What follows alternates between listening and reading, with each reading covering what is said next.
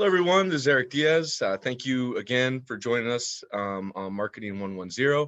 Today, I'm really happy because we have a great guest speaker that I was really excited when we were able to get her for this class, Jennifer Villalobos. And we'll be hearing from Jennifer, who's going to tell us about her journey and a bit of her experience with social media, both with her company and as well as on her own journey. So let me tell you a little bit about Jennifer. So Jennifer Villalobos, she's a first-generation Latina and college student, earning a bachelor's degree from University of Arizona and a master's from the University of Phoenix. She's the vice president of marketing and business development at Sharp Construction. She's intensely focused, high energy, devotion, and all this with her career has earned her a seat as a Phoenix Business Journal 40 Under 40 recipient, class of 2020, at the age of only 30. Passionate and innovative leader in Arizona within her company and the community, Jennifer is the marketing chair for Three Precious Miracles, which is a nonprofit organization founded to support Native American children in care. And she is a founding member of the American Cancer Society's Latinos Contra el Cáncer Arizona chapter, where she sits as the board chair, developing the local and national strategy for the growing initiative. Jennifer prides herself in giving back and influencing the next generation of industry leaders. So Jennifer, thank you so much for being with us today. Of course, thank you. I'm super excited. Anytime I get an opportunity to connect, like I said, with the future leaders of Phoenix and just Arizona, the US, like I always want to be a part of impacting those next leaders. So thank you so much for this opportunity. Sure. Yeah. And so Jennifer, let's start kind of get to know you, a couple questions, and then we're gonna go to your slide deck in just a minute. Yeah, tell us, what do you do now? How, what is your current role? How long you've been there, and how'd you get there? Yeah, so I've actually just joined the Sharp Construction team. So I'm going on about 3 weeks, but like you mentioned, I am the Vice President of Business Development and Marketing, kind of transitioning more into a B2B kind of role, which I know there's some questions on here about B2B versus B2C, but yeah, I'm first generation Latina. I'm the first in my family to graduate from high school, get my bachelor's degree, to get my master's degree. And that's really what's giving me the drive to continue to succeed and kind of make my family proud. I feel that they've gone through a lot of sacrifices to ensure that we get higher education. And due to that, I've strived to really want to do more and take on more opportunities and really never say no to anything that comes my way. I love learning. I always say that I'm a student at heart, and I'm always trying to learn from others, whether they're older or younger than me. With everything that's coming out, you can learn so much information from, people with different backgrounds. So it's been a very exciting journey. And yeah, I love what I do. I think I do a lot of wanting to give back to that community, especially the underserved community, because that's very similar to my background. So I want to be a face that someone can look up to and say, hey, that person looks like me. Hey, that person, got a college degree and is in an executive position, and I can be that person. So the more that I can do that for people, the more that I strive to do so. What were some of the moves that maybe you made in college or maybe right out of college that you think kind of helped you to get where you're at today? Oh man, so I hate this idea that you have to go into college and know exactly what you're going to be and what you're going to do. I was all over the place. I think for me is being the fact that I was first generation and I was the first to go to college. I didn't have a lot of guidance. So I went in and saying, hey, I'm going to go into nursing. And I think as a Latina, it's like, there's like 3 things that you can only be. You can only go into medicine, you can only go into law, or you can only go into engineering, and anything outside of that is like shunned. So for me, I went in thinking that I wanted to be a nurse, potentially maybe go into pre-med. I had done a bunch of internships as a high school student with the U of A, actually, with some of their medical programs for, kids that were going to be transitioning to the U of A. And, what they taught me was very hands-on, and we were in surgery rooms, and I was like, yes, this is definitely the route I want to go. And once I got to my freshman year, first semester, chemistry 101, I'm like, protons, nucleus, like what? Like I don't want anything to do with this. And I think that was a little bit of a rude awakening of like, this is not where I want to be. But also just I think the technology gaps that maybe the school that I went to wasn't as high tech as this university, and I didn't know where to reach for help. So I struggled. I went from nursing to psychology, and the only thing that was consistent throughout my bachelor's degree was the fact that I was minoring in Spanish. And I sat down with the counselor and I was like, listen, I need to graduate or my parents are going to rip me a new one. So how do we make this happen? And it was like, hey, you need to take so many more courses in Spanish translation and interpretation, and you can graduate. And I was like, done, let's do it. But I wouldn't have it any other way. I think that still allowed me to be in the space of medical because I was doing medical interpretation, legal interpretation, and I used to manage a couple contact centers in the US where I helped kind of open up doors for those contact centers.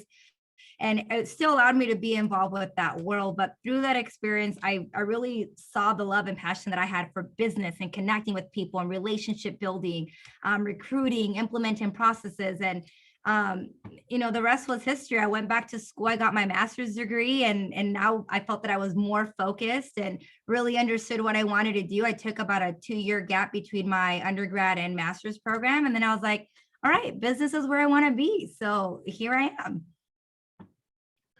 Very good. I always love hearing people's kind of path and kind of seeing how you migrate. It doesn't seem like you said, you need to know right off the bat where you're gonna, this A plus B equals C. You kind of got to learn as you go a little bit. Yeah, and that's really what it was. I took a couple different streets to get me to where I am now, and I don't regret it. I think that's something that I also, as I'm mentoring students, I try to tell people, it's like there isn't one way to get to the next big thing. There's many, avenues, and sometimes we have to go through all those avenues to take us to the next big thing. And that's okay because it builds character and it builds experience, and you meet amazing people along the way. That's great. All right. So I'm going to ask one more question just about kind of maybe your first experience in social media. And then let's go to your slides. If you're able to share them on your screen, we'll do that. If you're not able to share on your screen, then I have them here too, so I can share them. Yeah. Do you want me to share now or after? Yeah, if you would tell us. Let me ask one question, just like kind of what was your first experience with social media? And you can talk both personally and business, or what was your first experience on a business level? It was really on a personal level. So I actually used to be in operations management for like 6 years. And I always had a love and passion for just creative work. I had been a big fan of editing photos, putting together videos. I would always do that for like family vacations. So when I was getting my master's degree, I actually found this passion for love and fitness and started to competitively compete in bodybuilding. And through that, I had gone through this amazing journey of, becoming healthy, losing a ton of weight. And I wanted to share with people that, you can work a 12-hour shift and you can still be healthy. And these were the secrets. And I wasn't like killing myself, and I wasn't, cutting back on carbs or stop eating ice cream. I was doing all these things. So that really gave me the passion to want to share that story. And I was doing, like I said, doing videos, posting pictures, like showing everybody the process. And people really enjoyed that. And people were like, well, we want more. What does your training regimen look like? So that's really what kind of started. It's like, oh man, I'm like kind of good at this. And it was the rest from there was like, how do I transition this and almost like make it a career?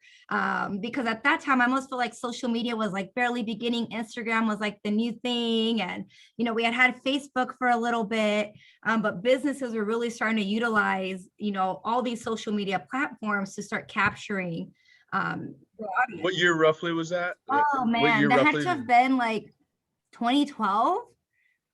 Okay, gotcha. Yeah, 2012, 2013. That's really when I started to see businesses take an interest into these social media platforms. I'd like to think so, where you were starting to see like influencers and, these companies post and create their own pages, and then now you're following them and you're liking their stuff. So yeah. Right. Okay. Very good. And yeah, see if you can share the slides that you sent me. If you can take over, I think you might have to request access, and I think I can grant you I think it's access. giving me, let's see here. Cool. Are Perfect. we good? All righty. I think I So see it. I see can you it see it? loading up. Yep, there we go. Okay, You got it. perfect. All right. So yeah, so I think what I love the most, I'm going to move my screen over here so I can see it here next to the camera. So I'm not giving you guys my left cheek here. What I really enjoy about social media is just the versatility of it and how many different companies are using it in different ways, whether you're a B2C, business to consumer, or a B2B, and the different styles that companies are having to kind of take on to really set themselves apart. And it's just a very few slides, but I think it's hilarious what these companies are doing, you know, marketing risks to regain relevance. Hey Jennifer, we're just seeing the other screen, I think, right now. It's got like a screenshot, Let's or screensaver. see. Can you guys see this? Let me see here. Yep, we see You it see it now. now? Perfect. Okay, perfect. Yeah. So I love this quote.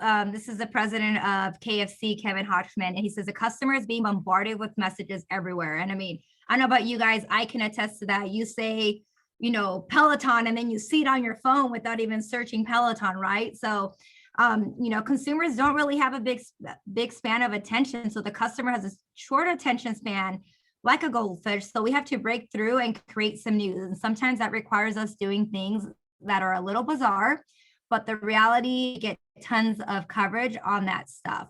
So I don't know about you guys, and I'm sure you guys can think of many different companies that are doing this, that are getting super creative, that are almost utilizing really funny, really kind of provocative, and almost like they're saying a risk, and hoping that they get great attention from it. And KFC is a company that's doing that well with their consumers.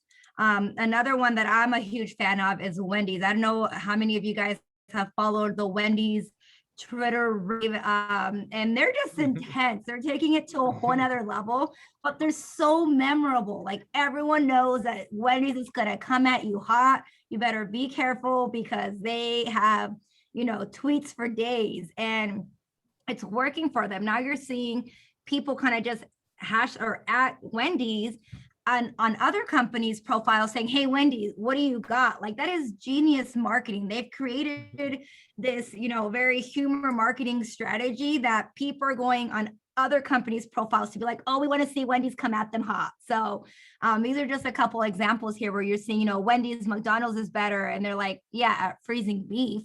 I thought that was epic. And you see here Burger King with the $5 for 4 because 5 is better than 4. Wendy's, what are you firing back? Like everyone knows that Wendy's is going to come back, and they're like edible food. Like genius, absolutely genius. And you actually see that Wendy's response actually had more retweets and more likes than the original post from Burger King. If that isn't genius, I don't know what is. So and then we have things like, and this is, I'm a huge fan of cause marketing. Cause marketing is where you're really partnering up with the nonprofit organization, a bigger cause and a business, and capitalizing on the fame of that business to really create revenue, not just for yourself, but bring awareness and profit and dollars, fundraising dollars for a nonprofit. And the NFL and the American Cancer Society did this back in like 2008. And they did huge winnings where now it's obviously you're seeing it every October, a crucial catch. And it really got, you know, families more engaged. It got these football players to kind of share their stories. And this actually increased the amount of women viewers for the NFL. And it actually helped the American Cancer Society raise over $1 million. So this is genius, especially for a company that may not have, and I kind of talk about that in some of those questions, a company that doesn't really have marketing dollars.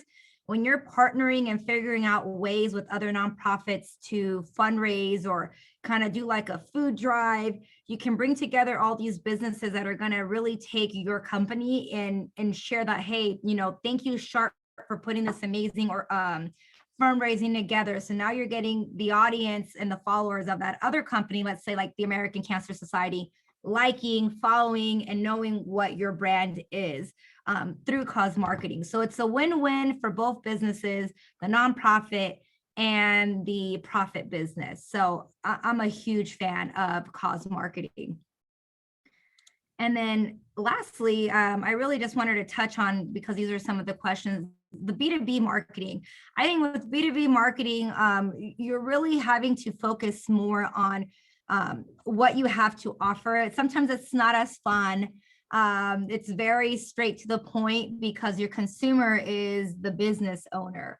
However, I wanted to share just a little bit of, something like an Intel and how they're still targeting healthcare and what they're doing to catch the attention. I also put up there a post like what we're doing at our company, where we're tagging the from businesses that help us put together a building.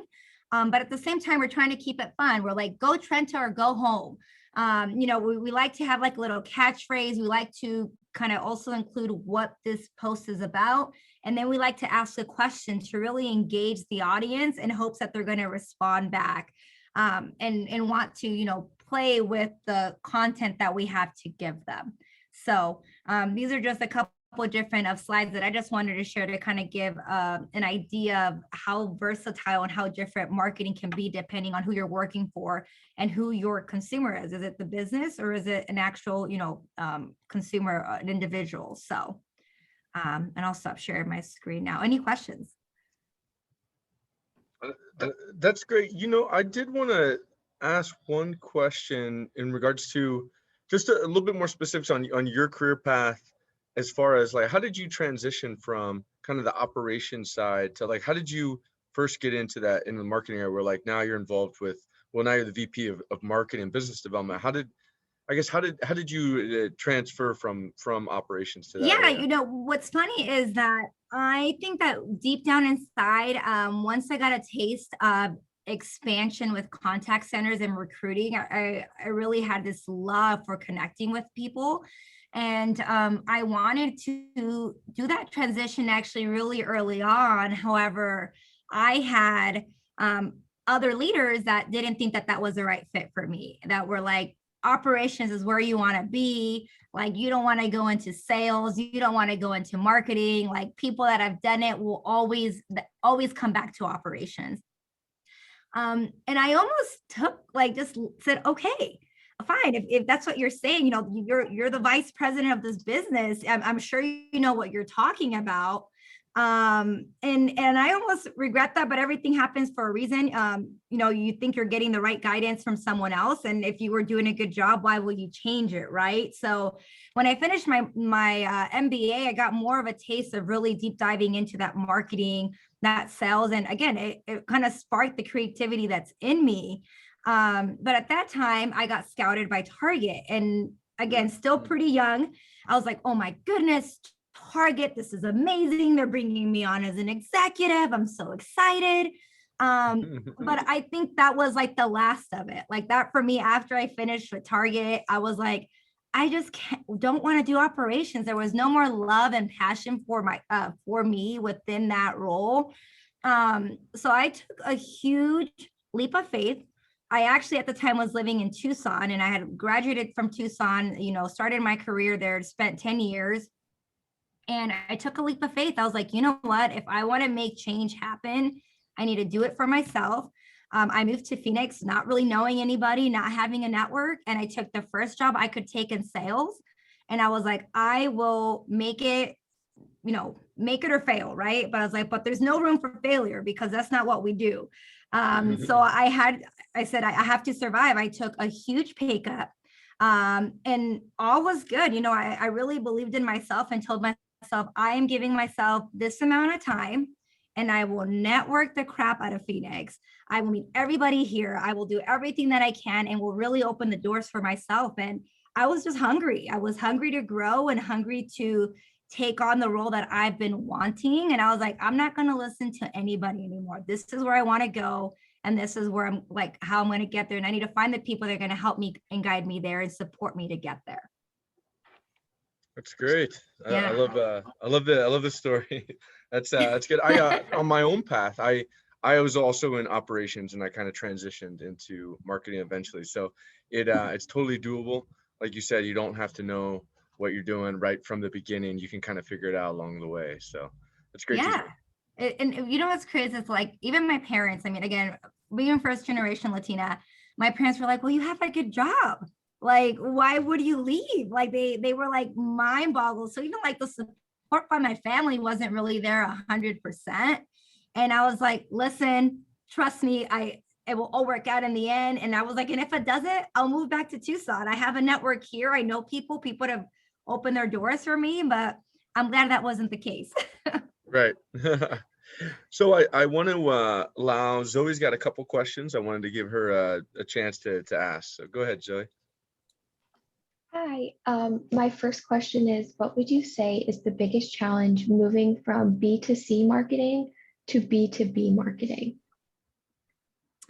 That is a great question. And I was actually, my previous job, I used to work for a commercial moving and residential moving company. So I was actually having to take on B2B and B2C marketing at the same time. So I think with B2B marketing, you're really focusing on the logical process, driven to really create those decisions as it relates to purchasing. While on the B2C side, you have more freedom and a little bit more fun with the content that you're building, because you're trying to really connect to your consumer on an emotional on an emotional base of marketing. So we had the ability to have more fun things and funnier videos, so we can get a little bit crazy like the Wendy and the KFC. But on the commercial side of the business, we really had to keep it very PC, and we had to be very informational. And what was funny about that experience is that the residential side of the business had been around for over 10 years. So that brand was pretty well recognized. So I really had to invest way more time on the commercial side of things, which was the B2B, to build that brand awareness, because even though we were an umbrella of this residential company that had been around for 10 years, we were extremely delineated and we were targeting a whole different consumer. So I had to really learn who that consumer was and how to create marketing content to that consumer to attract attention and grow our page. So it was a lot of work. It was super fun. And now I'm fully on the B2B side of things. But I think that's the biggest thing, is that you have to be very careful with what you're kind of posting on the B2B side of things, because a lot of times, those decision makers are a lot older. So you have to just be careful on how risky you're going to be on the commercial side. So, or on the B2B side of things. So. Okay, awesome. And then my second question is, what does your average workday look like? Great question. So I do marketing and business development. So, and I think they are very different, but they can really tie into each other, right? So when you're thinking of marketing, there's various kind of departments that can fall into marketing. Are you doing content? Are you doing design? Marketing can also be understood as sales. So I focus a lot on the relationship building side of business development / marketing. So I really focus on creating opportunities for the business that I'm in by meeting with people on a regular basis. Like my schedule every single day is like coffee, lunch, happy hour, or coffee, lunch, networking event. I'm trying to be wherever I can to continue to build brand awareness for the business that I am, and also to create amazing opportunities that are going to create and open doors for me from a mentorship opportunity. So, and that's also very important for all you students out there. Make sure that you're finding a great mentor that believes in you, but is also hard to tell you your truths and allow you to continue to grow and open within your own careers. So that's pretty much what my day looks like. It's very heavy focus on increasing revenue, kind of creating profitability and strategic planning and partnerships as it relates to our business, and really who we're trying to target to collaborate with and really help our business continue to grow. And with that also comes creating marketing material and creating social media content, which is my favorite part of things. So a lot of times I'm like the office paparazzi, and I'm like, hey, smile, hey, say hi. And they're just like, what? And I'm like, trust me, it'll all make sense. So you see the video at like a week from now. And then they see the video like, oh my God, that was awesome. And I was like, told you guys. So it's a lot of that. So it keeps me on my feet. It's a lot of fun, and I love it. I love the ability to meet with a lot of people, and most importantly, work and give back to my community.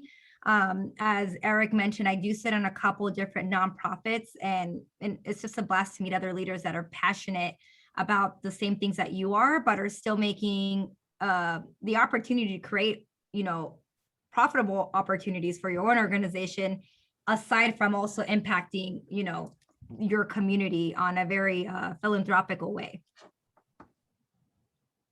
Thank you, Zoe. Great questions there. I got some questions that were submitted online, and the folks are going to watch the video later. We'll get to see this as well. So I have a question as well. Oh, Paula, yeah, give me just one second. Let me ask this question first from Antonio, and I'll pass it to you, Paula, if that's all right. All right, sounds good. So Antonio submitted a question about your LinkedIn profile. He says, you list you as Vice President of Marketing Business Development. What do you think was your biggest challenge when you first got the role of VP? And how did you make improvements from there? I think my biggest challenge was still having a lot of doubt in my skill and my ability. And the reason why I say that is obviously you take on this big role. Well, now you're managing the company's marketing dollars, and the decisions that you make determine whether the company is going to fail or is going to succeed. And with that, you're given a budget of, I don't know, let's say $100K a month. That's $800,000 a year. You have to make sure that you're profitable, and the decisions that you're making are creating more business, so you know that you're succeeding and you're not failing. So there was a lot of fear in taking on those opportunities, but I think through that, I am a very humble person, and I understand that there's no such thing as a stupid question. And I asked a lot of questions. I picked the brains out of the people that I had the opportunity to work under.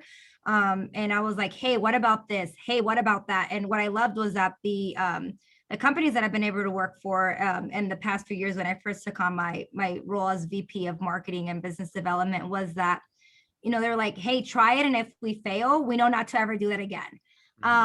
So they were very, very supportive despite me having a lot of fear. But I think throughout, my first role that I was in for about 2 years, by the end of it, I really saw the strengths that I had, because now I'm looking at metrics, I'm looking at, analytics, numbers, the growth of our team, the growth of the different territories that we're taking on. And it created a lot of pride and obviously a lot more confidence as I'm taking on this new role with this organization. It's like, hey, now I know what I have to bring to the table. And with that only took me 11 years of my life from, undergrad to now. So I want to make sure that I say that, because a lot of times we come out of undergrad and we're like, yes, we're ready. We want to take on these big jobs, and we don't have that experience. And if you take on a job like that, you're going to fall right on your face. And I hope that you don't, but, be humble. Remember that it's going to take experience to get you to that awesome big position.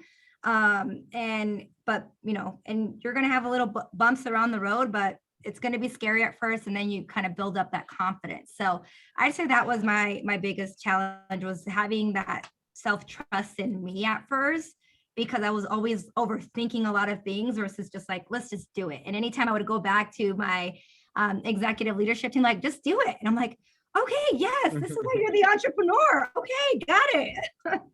Sounds like a good place to work if they're encouraging you to do that, take risks. Yes.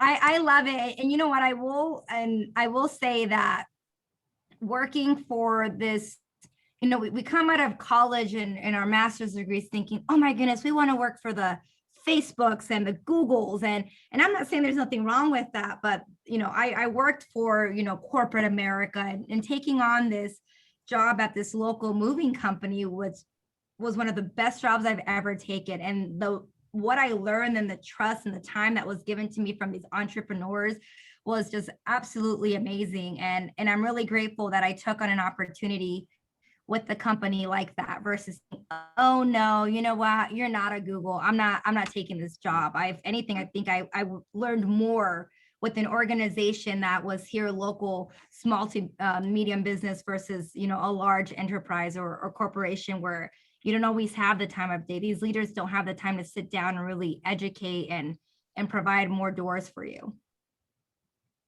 Makes sense. Paula, if you are ready, let's take your question. Yeah, so I just wanted to see if you had any tips on like networking. I know LinkedIn was a big thing, but what type of internships did you do, or events that you attended to that also helped you with your networking? Because usually, I don't know, it's really hard for me to just be related or get to know people that actually want to be in the same industry that I am. Yeah, so just any tips I can have.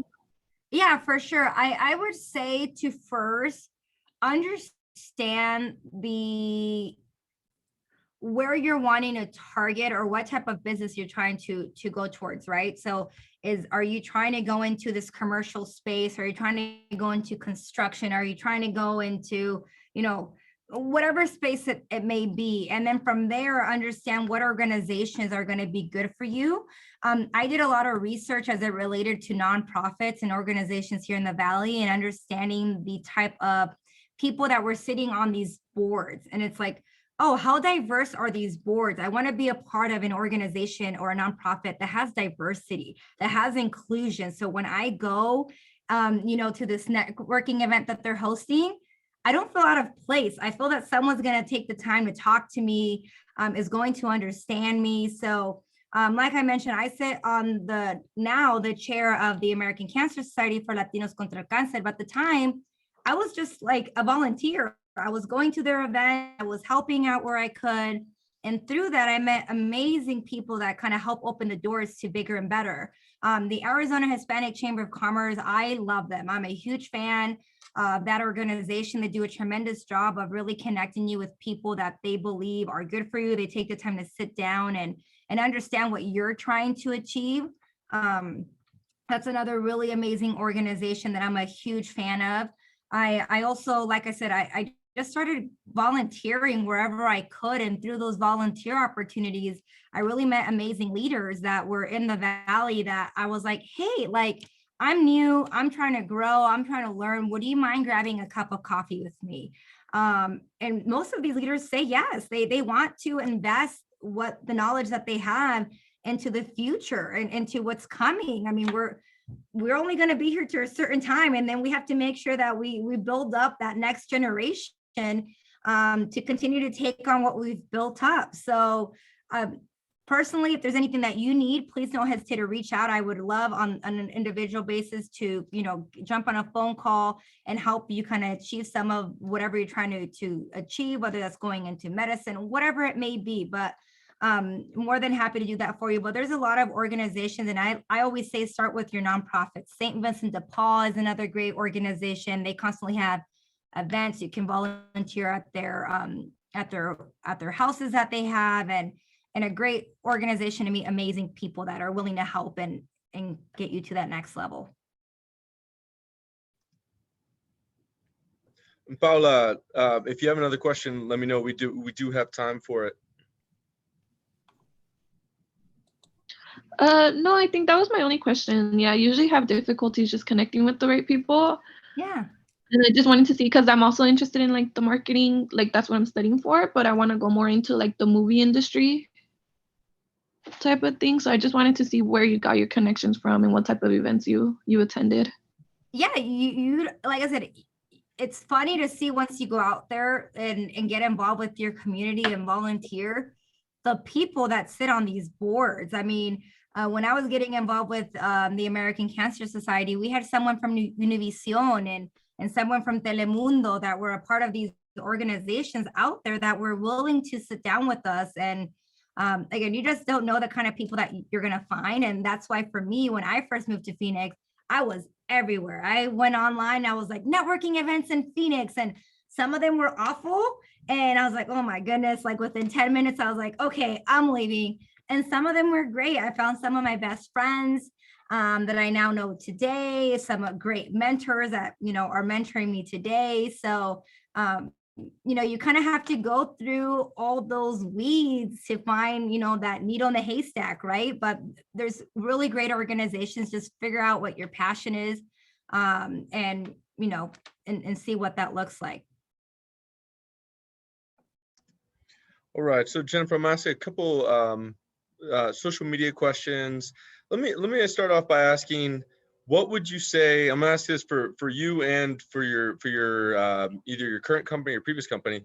What would you say is your company's social media channel of choice, like Twitter, LinkedIn, Facebook, and Instagram? What would you say your company's is, and then what would you say is your personal one for your own network? So our company is LinkedIn. B2B is all over LinkedIn. We have all platforms. I think it's important to still be relevant and have your Facebook, your Twitter, your LinkedIn, your Instagram. And obviously now there's companies that are even going into TikTok. So, I think it's very important to have a social media presence, especially now with your consumers are starting to become your millennials and your Gen Xers and things like that. So it's like, they're going to go to social media. Whenever they think about a company, the first thing they do is they look them up on social media. So you want to make sure that you're at least, whether it's the same material all across the board, you're relevant and you're staying alive within these pages. So I can go into a page and say, oh, well, they seem legit, not, oh, they haven't posted since like 2008. Is this, why am I going to go buy something from them? Are they even alive? So staying relevant. So for us it is going to be LinkedIn. However, we utilize Instagram a lot to share stories. And I know that LinkedIn now has that option as well. And we do post them on LinkedIn too, but sharing stories and sharing the experiences that we're going through throughout our day, we use Instagram for that because that tends to have more of that following, right? Stories are still very, very new to LinkedIn. And then personally, funny enough, actually do not have social media. The only social media I have is LinkedIn. I think I chose to take that skill that I have and apply it towards a professional use.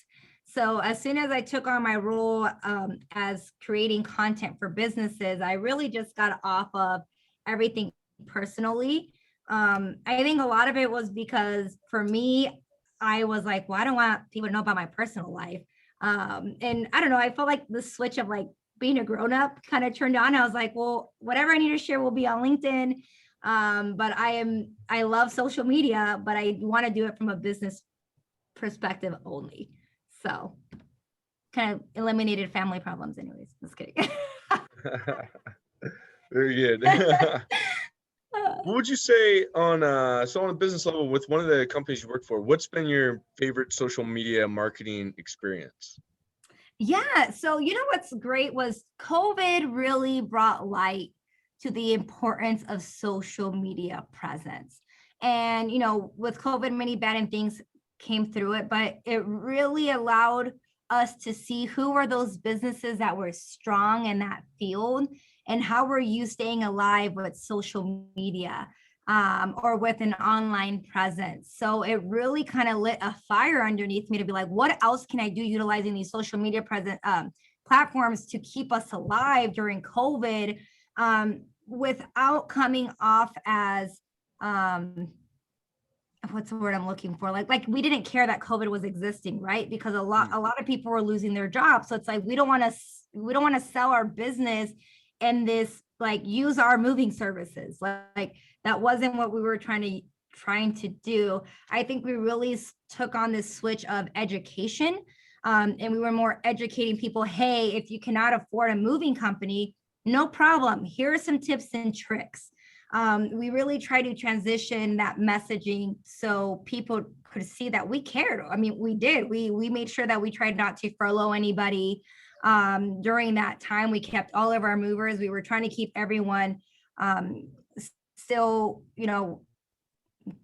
try to keep everyone on our team.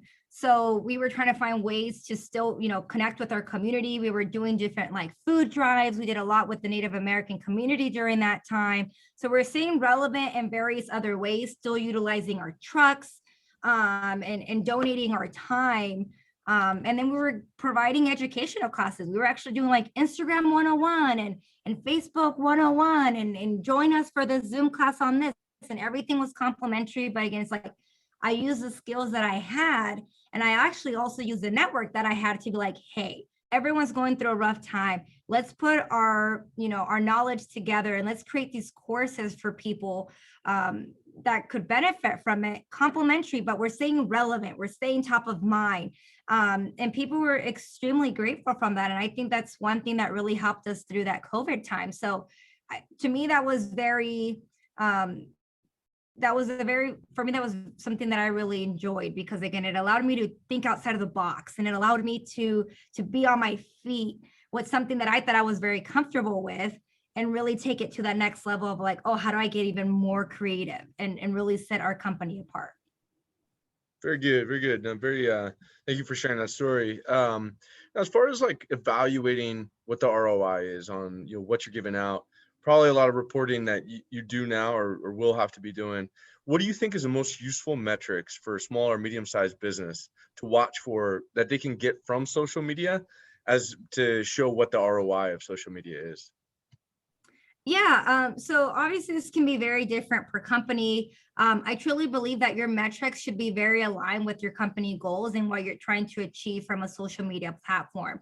As we all know, social media is extremely vast. So you want to ensure that you tie metrics back to your goals. So it's like, what platform is going to target the right audience and the consumer? So I think that's the first question aside of metrics. If you're a B2B business and you're going hardcore and only utilizing Facebook, that may not be your best, approach for social media. You need to transition over to LinkedIn and feel comfortable with utilizing that LinkedIn platform. If you're that B2C business, LinkedIn may not be where you're wanting to be. You're going to want to be on Instagram or maybe even Facebook. So I think that's going to be one, is understanding that platform so you can really get a track of those metrics and that ROI. But I think for me, you're looking to drive awareness through publishing. So, how many impressions are you driving? If you're looking to build a community, how many people, do your posts actually engage on an average? That's going to be super important. All metrics are going to have meaning, right, to your business. And it's about just interpreting what metrics are telling you and translating that back to the goals that you've set for your business. So to me, engagement, likes, comments, shares, clicks, this to me tells me that my audience is engaged with my content. Therefore, I'm staying top of mind. So for me, that's a return on investment on my dollar. Obviously, when you're more business to consumer, you're really trying to turn over a client, right? And you're trying to get someone to purchase and press the buy button. So that's obviously how you're going to attract that metric. From on the B2B side of things, it's really just creating that brand awareness and getting people engaged and again, really seeing the shares and the views of your post, because now you're saying, oh my God, I had a bunch of views. Great. People are knowing, is your page growing? That's another great metric to be tracking, right?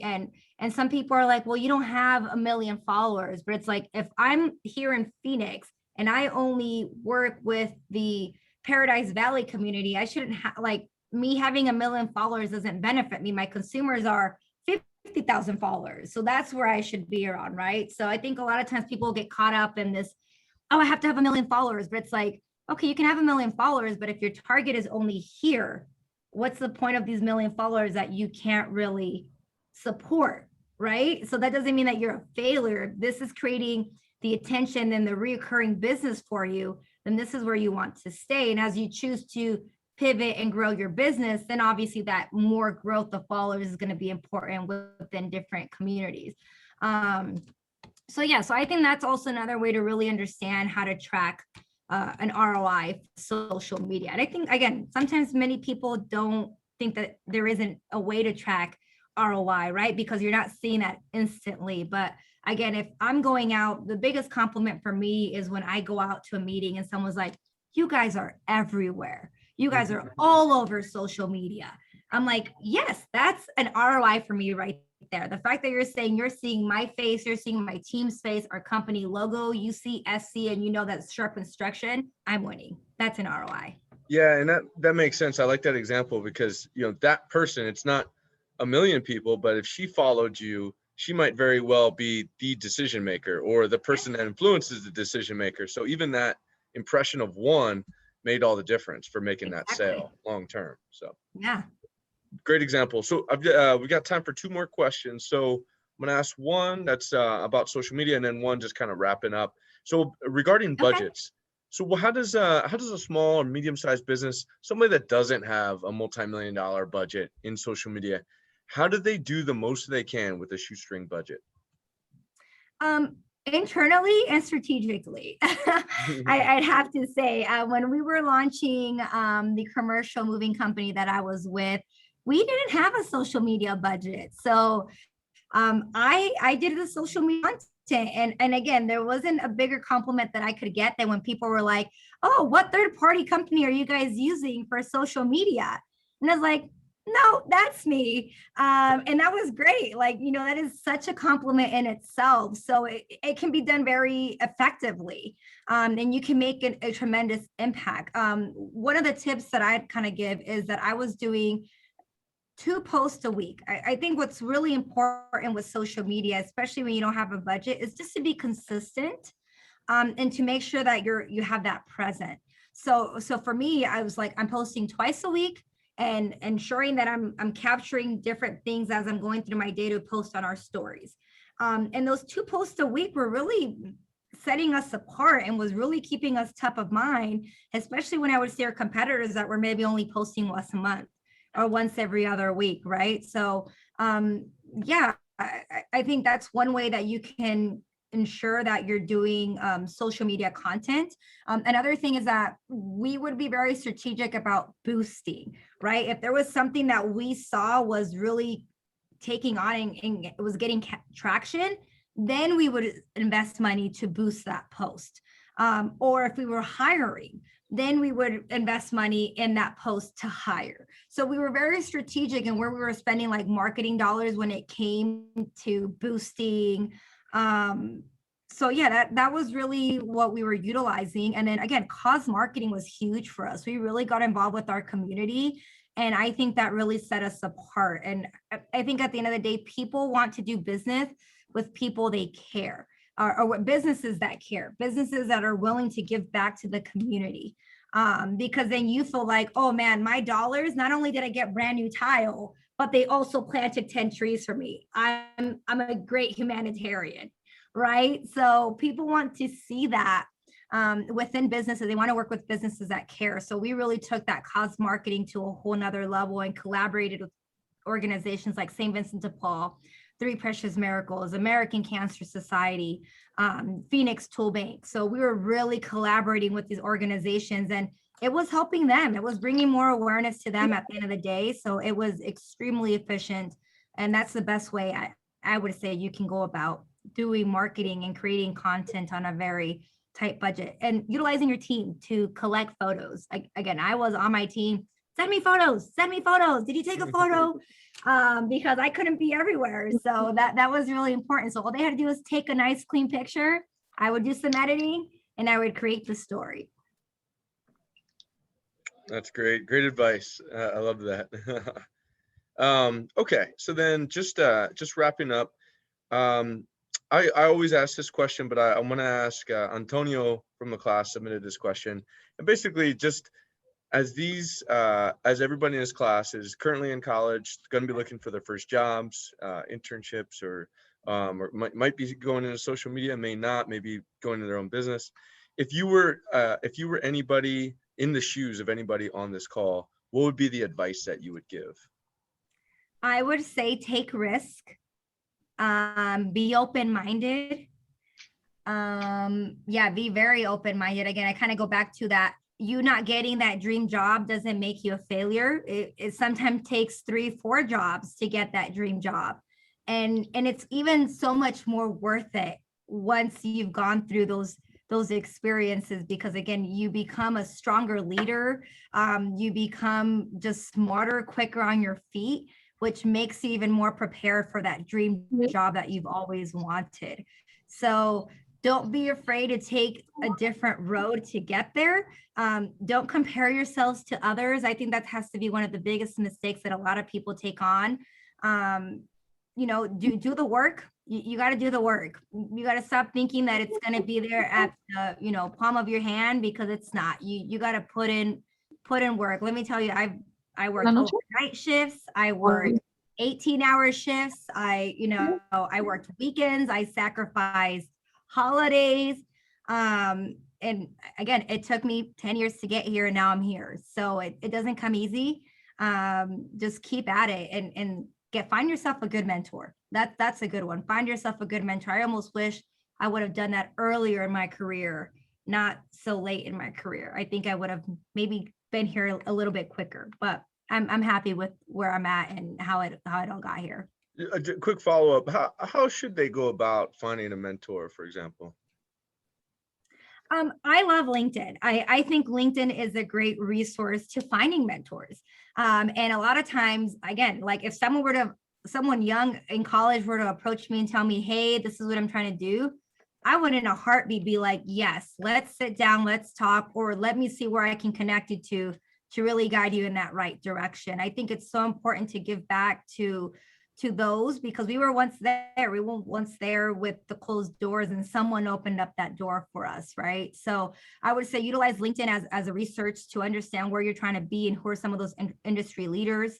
Do some research, but yeah, most people are very, very open to wanting to help others. So don't be afraid to ask. The worst that someone can say is no. Okay, on to the next.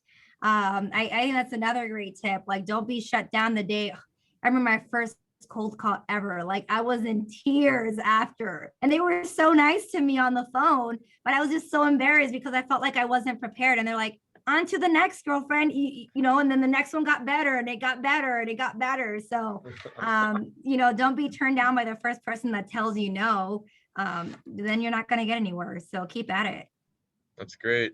Well, really good advice, really good tips.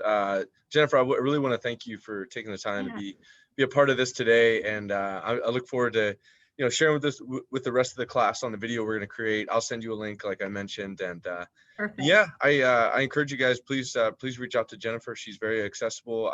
I found her the same way as she was preaching, is through LinkedIn. So anyway, thank you, Jennifer, for being part of the class. You're very welcome. Thank you, guys. Bye.